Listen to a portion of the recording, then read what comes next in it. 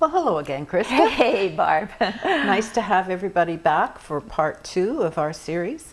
And this topic today is going to be keeping it simple. I know that I love to problem solve. I love to take an issue and wrestle it to the ground and figure out all the kinds of things that you could do. And I know that there are lots of issues and problems that come along as both a teacher and a principal. But what I've learned with the 3 principles is that when you come from a place of clarity, when you let your mind slow down and you don't clutter it with all kinds of this or that or the other thing, the kind of creative solutions that come are quite amazing. Have you found that? Absolutely. Yeah, it's like night and day. Yeah. That when, and also I've learned to be comfortable with the not knowing.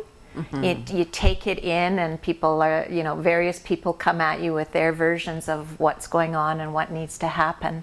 And if I trust that, just sit with the not knowing for a bit, that an insight will come and it'll be something new. And usually I get quite excited by my own insights of something, a brand new way to solve a problem, like you say, or to find a solution to an issue. Absolutely. And what I found too is that if you trust that those solutions will come and that it will come from a place of simplicity, and you invite people to the table, the kids, the adults that are around, it's amazing if you stay open to the kinds of insights that they have to share. And that's particularly true with kids. We have a tendency to forget sometimes that the kids have got amazing solutions. Even from the little guys that are that high, they can tell us things that make a huge difference. I remember a number of years ago, we started to have whole school meetings and family group meetings. And the kids would go off, we would group them together in families, and they would split off into classrooms and have a discussion about something that was going on that was really, really important to them, like the kids taking the jelly from the tadpoles out of the pond. And it would be a huge issue for the kids with lots of passion. And they would go off and talk about it and then come back to the whole school meeting, and their representative from the group would stand up and say, here's what we think should happen. And it would be out of the mouths of babes, and so exciting and interesting to listen to what they had to say. And it comes from such a beautiful place of simplicity. And we don't need to get involved in anything complex. All of the issues may be complex, but from a place of simplicity, we can look at them and solve them quite easily. That's where the answers are. I know recently my last 10 years of work has been with high school students, and particularly case managing, or program managing as we call it, students with special needs. And I find exactly what you're saying, Barb, when I really listen to what is it that youth is really wanting, what is his or her heart's desire, and we build from there, then you've got a partnership to proceed, and it's not me trying to impose something. It's like the student and I are walking together to create the success that he or she is envisioning for himself. And that's truly student-centered learning, isn't it, when that happens? And it doesn't matter where the kid is at. You can help facilitate that opportunity for them to be able to look at what is it that they're interested in and how to get to their goal. And I was, just as you were saying that, I was thinking of some kids that I worked with that were older, and they were all very challenged kids. And what we did was draw a picture. And we did it, we put a mountain, and we're going to climb to the top of the mountain, and what are the steps we're going to do? And we would write down what their steps were, and we would have the big goal at the top of the mountain was going to be, I want to be whatever it was. And then if there was a challenge that they saw, we just put that as a little blip in the path that they had to climb over. And they walked away, these were very visual learners, they walked away with this beautiful picture they'd created of their own dream and their own path to get there. But they were involved, and it made such a huge difference. We invited their aunties and relatives to the table as well. There might be a dozen people sitting around the table, but when they saw these kids take responsibility in a way that was sharing what was deeply inside them, it made a huge difference. And you could see them coming to the table and wanting to support them as well, which was, it's so gratifying when you see that happen. Yeah, it really does ripple out. I mean, it doesn't matter how, if you're the parent or the relative or the neighbor, when a child feels success, that ripples out, and people feel just so grateful to see that the child's on the path to success. It's fabulous. Yeah. And as you're saying this, climbing the mountain makes me think of my own learning, long time ago now, but the big shift in my own learning, my own studies. As I was mentioning in our last little talk, how I heard about the 3 principles from Bob in the fall, and then the following spring I was fortunate to go and hear Sid at a public talk, and loved what Sid had to say. It just rang very true, and it was kind of in line with the highest things I'd learned to that point, my early 20s. And I remember at the end, as often happens with a public speaker, people were kind of lining up to ask him questions a little more privately, whatever. And I was one of those people kind of getting in line, waiting to ask Sid a question. And being a good university student, I was really crafting my question and making it very, intellectually savvy. And so I'm working on this question, and then for whatever reason, Sid's eye caught mine, and I was getting closer, and then the strangest thing happened. The question just crumbled, or poof, it was gone. And in its place was this amazing feeling, and when I reflected back, it was to put words to that experience, it was as if, oh, I'm actually not seeking the intellect. That's not really what I'm after. I think I'm after the wisdom. And I felt that, on the stage of my mind, if my mind were a stage, that the intellect was quite dumbfounded by what I heard. And all of a sudden, wisdom was on the stage of my mind, and that became the priority.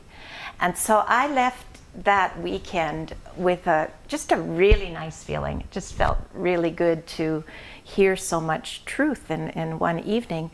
And when I found when I got back to school on the Monday and continued on with my university studies, that I was a way better student. And it was so ironic to me that you take the focus off the intellect, put it on wisdom, and yet the intellect is enhanced. And I found that when I would read things, I would understand better. My mind was clear. I was able to understand. When I had to do my writing, I was with more confidence. And the results were amazing. So it's so interesting to me that, as you were saying about the simplicity with the children, little children, same is true for young adult learners. Right. That if you keep it simple, that the intellect is more of a servant and will serve you well rather than get in the way. That's so beautifully said, because it's true, isn't it? When you can go to that place, a deeper place inside, where your mind is quieter and you're more at home inside yourself, all of a sudden, I find it so fascinating how there can be something comes along and it seems so simple. You just go, if you take that and you put that with that and you connect that and that, all of a sudden you've got the answer, and it wasn't complex. It was probably a very complex issue that came up, but if you trust that place where you go to your wisdom, or you invite other people to share their wisdom, you come up with these amazing things that make it simple, and it's really not exhausting.